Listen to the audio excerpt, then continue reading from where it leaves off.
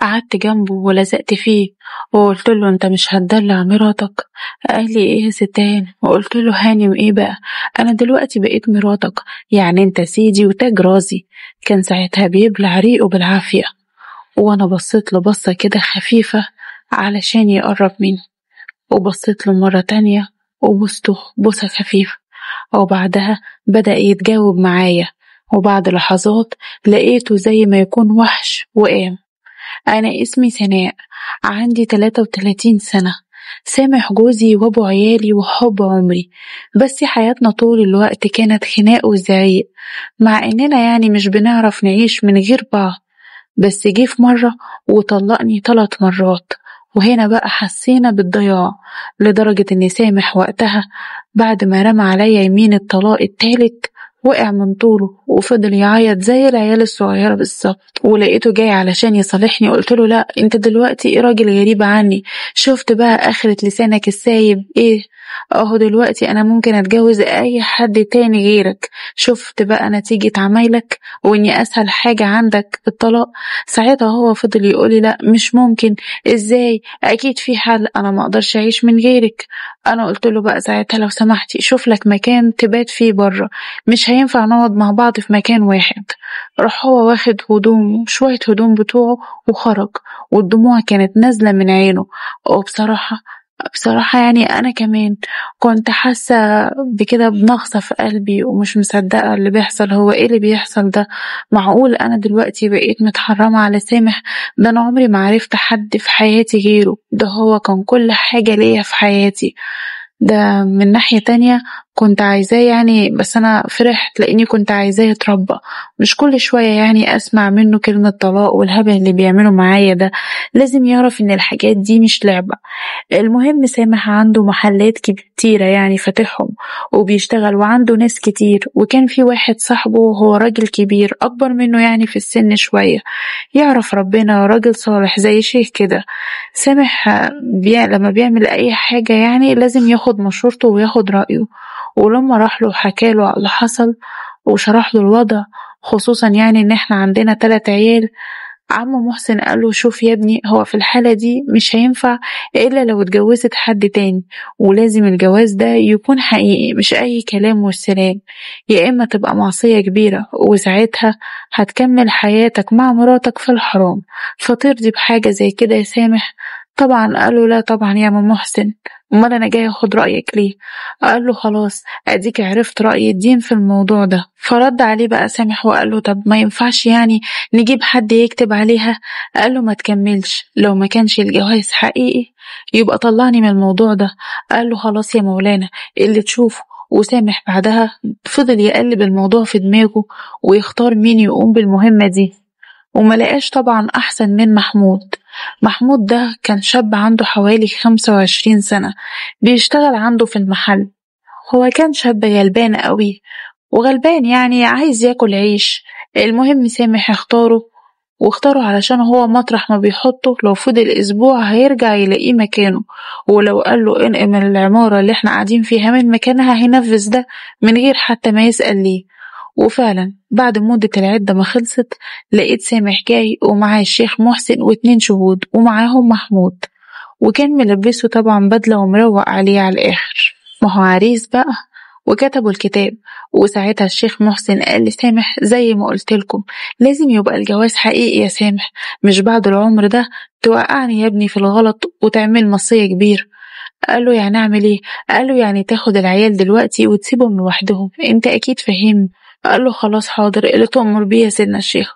وطبعا سامح مطمن يعني قوي من ناحية محمود على الآخر، واداله قرشين وفهمه على كل حاجة، ومتأكد كويس قوي منه ان هو هيسمع الكلام زي ما قاله بالظبط. وبعدها كلهم مشيوا وسابوني انا ومحمود لوحدنا في الشقة. وما خبيش عليكم، انا من يوم الطلاق يعني بقالي حوالي كده 3 شهور وانا مش على بعضي خالص. بصراحة دي اول مرة من يوم ما اتجوزت سامح، وكنت وقتها عندي 18 سنة. من اليوم ده وانا عمري ما عدى عليا المدة دي كلها وما عملتش علاقة.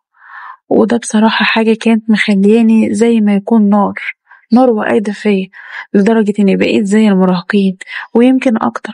كل ليلة بحلم بأحلام وحاجات من دي. مش عارفة ليه دايما كده بحس ان انا محتاجة للموضوع ده جدا.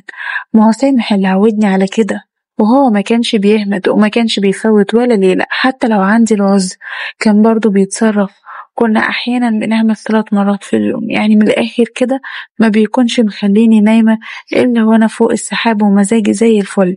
حتى لو كنا متخانقين بنعمل وانا بعمل نفسي زعلانة والحاجات دي، وابين ان هو يعني بياخدني بالعافية.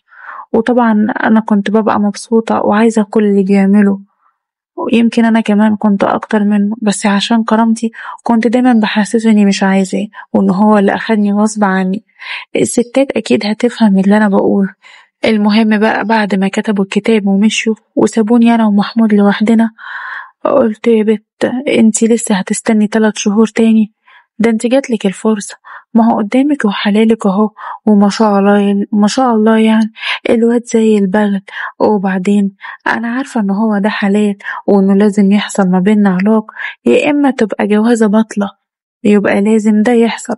بس واضح بقى ان محمود فعلا كان خايف من سامح. حاولت انا اتكلم معاه واقرب منه على الاخر وهو كان بيبعد. لحظة ورا لحظة حاولت ان انا اقرب اكتر، بس كان كل خوفي ساعتها انه يطلع ملوش في الموضوع ده، وده كان وارد جدا. الولد شكله مش طبيعي فعلا، بالرغم انه لو خبط ايده في الحيطة هيهدها.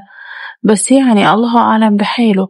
وخطر في بالي بقى انه واحد زي ده اكيد هيبقى بخيره، ولو عرفت يعني اخليه يعمل اللي انا عايزاه ده ممكن يبقى حكاية. المهم سبته ورحت على الأوضة وحطيت مكياج تقيل واخترت كده حاجة حلوة البسها، حاجة تهبل. وانا جسمي طبعا كيرفي ومليانة حبتين خصوصا من عند الوسط، وانا بيضة زي القشطة. طلعت وكنت شكلي يهبل، وكنت مجهزة عشوة حلوة وخرجت. وكل ده قدامه قلت لو ما أثرش فيه يبقى فعلا ملوش في الموضوع ده، وعلشان كده سامح اختاره.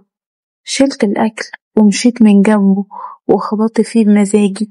بصلي وبعدين لقيته بص في الأرض. وقعت المعلقة قدامه ورحت عنده ولفيت نفسي علشان يبقى ظهري ليه، جبت كده المعلقة، وطيت علشان أجيب المعلقة. وطبعا في الوضع ده كل حاجة كانت باينة في وشه.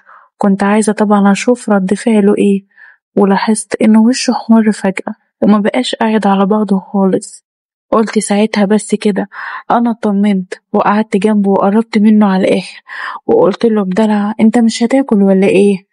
قال لي هاكل اه. كان بيتكلم وهو متلبخ في الكلام، ولقيته بيقول بس انا مش جعان قوي. قلت له طب مش هتدلع مراتك؟ لقيته بيقول لي يا ست هانم. قلت له هانم ايه؟ انا دلوقتي مراتك وحلالك، يعني انت اللي سادي وتيج راسي. وكنت ساعتها بقرا وشه وانا بتكلم، ولاحظت وقتها ان هو بيبلع ريقه بالعافية. ولما لقيته كده قربت منه اكتر وبوسته بوسة خفيفة. حاول يبعد بوسته تاني، وبعدها لقيته زي ما يكون وحش وقام عليا وفضل يحضن فيا. قلت له بالراحة، لكن هو ولا سمعني. كان زي الأسد اللي خرج من القفص. كنت بحاول أبعده عني ومش قادرة. وقلت له طب تعالى ندخل الأوضة. لقيته شالني زي ما يكون شايل حتة ورقة في إيده ودخل الأوضة وحدفني على السرير. كنت حاسة ساعتها إن أنا بموت في إيده وبالعافية. وكانت الليلة ملهاش مثيل. كنت بصرخ بصوت عالي من اللي بيعملوا حاجة مش طبيعية، وطول الليل في الوضع ده لحد ما فعلا قاموا عليا وما دريتش على اللي بيحصل لي. ما فقتش غير تاني يوم، وأول ما صحيت من النوم لقيته قدامي. وهو أول ما صحي من النوم صحي مفزوع، كان خايف من سامح لا يعرف اللي حصل. قلت له ما تخافش، محدش هيعرف حاجة باللي حصل، واللي حصل بينا ده هيفضل بينا، وبعدين ده حلال وكان لازم نعمل كده علشان ما يبقاش حرام. اتفقنا؟ قال اتفقنا. ويا دوب فطرنا ولقينا سامح بيخبط على الباب ومعاه المأذون، وتم الطلاق. وأول ما عدت شهور العدة ورجعنا تاني أنا وسامح، وبالرغم ان الموضوع ده عدى عليه كام شهر، بس مش قادرة انسى محمود واللي عمله معايا والليلة الجميلة اللي قضيناها مع بعض. مع اني يعني سامح في الموضوع ده كويس وبيبسطني جدا، بس انا مستغربة جدا من الشعور اللي انا بحسه، ومش عارفة وعارفة ان ده حرام يعني والمفروض ما اعملش كده. بس يا ريت تنصحوني وتقولوا لي أعمل إيه، لإني بجد خايفة يكون الشيطان هو اللي بيفكرني بالحاجات دي.